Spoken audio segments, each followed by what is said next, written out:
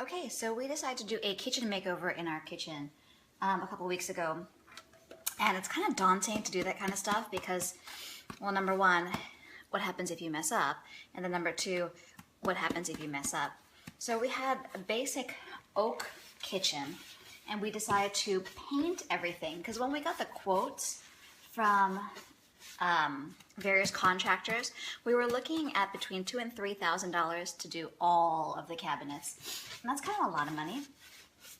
And that wasn't even including the distressing of the cabinets. So we decided, hey, you know what, we can probably try and do this ourselves. And we got this fantastic stuff from Petals and Vine in McKinney. And it's called Amy Howard One Step Chalk Paint. And that is what turned our oak cabinets to this really beautiful milky white color. But we didn't really want milky white. We wanted distressed cabinets. So what you're looking at right now, I've got 3 coats of paint on these oak cabinets, which took it from that really rich, warm yellow to this bright, kind of milky white. So in order for us to kind of tone it down and get that rustic feel, what I'm doing right now is I have the Amy Howard Light Wax, and I have a wax brush that I got from Amazon, and I would highly recommend that you use this. You could also use, just regular t-shirt stuff, an old t-shirt that you cut up, but this brush, come close, you can see how rich and dense the bristles are, and they really hold on to the wax. And I just hold my brush like this, and I just kind of work it into the paint, and you can see that it gives it a really nice warm tone. So some people would stop here, but I'm really looking for that kind of tea stain feel. So after I finish applying all the wax, which is the basic light wax, I'm going to start distressing it. Okay, so now I've got the coat of basic light wax on, and I just kind of buff it in to make sure that's not too heavy. And then I get a regular chip brush. They're like 97 cents at Hobby Lobby and whatnot. And I'm going to go into my dark wax. And I'm going to cast off on this. I prefer paper plates because it kind of absorbs the dark wax better, but I didn't have any, so we're going to use this. And then I just kind of, ooh, that went dark, just kind of brush it on. And don't freak out about the darkness because you've got that coat of regular wax on it.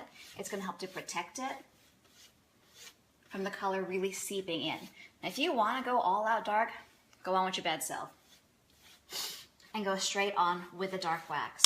But what I like with this is I have the ability to take my cloth and just kind of buff it in and take off the parts that I'm not crazy about it being too dark. Just like that.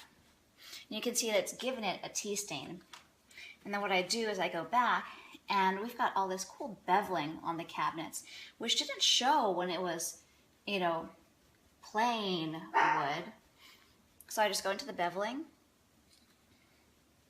and I just start using my chip brush. And you'll notice that I'm front loading it, so it's just like the tip of it like that.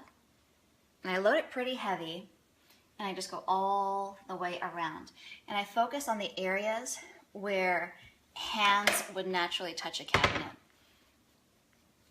And we'll just go all the way down, just like that. And go all the way around the cabinet. And then you have the option of more or less. It's kind of the cool thing about distressing your own cabinets is you get to be your own little artist. So I go all the way around, and I'll even do the edges, of course. Now this sets up pretty fast, and what you'll find is as you continue to work, you're going to have little pieces of wax on the ground. So be careful with that. Either clean it up right away or put a drop cloth under you, and that helps to mitigate the cleaning process or make it easier. And even the beveling on the face, I'll do.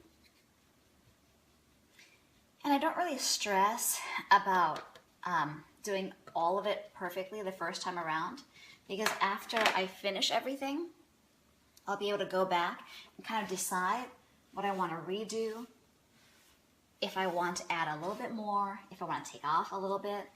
If you want to take off a little, what you can do is just get a tiny bit of clear wax or light wax. Like let's say I didn't want it so dark over here. I would just take a little bit of clear wax or light wax, and I can start buffing it away. And you can see, maybe not, I have to push it in. And you can see that I have taken off the wax.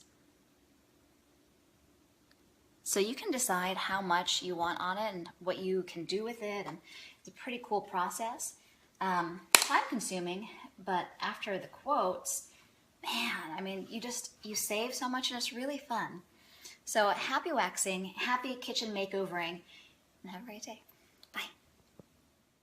Bye.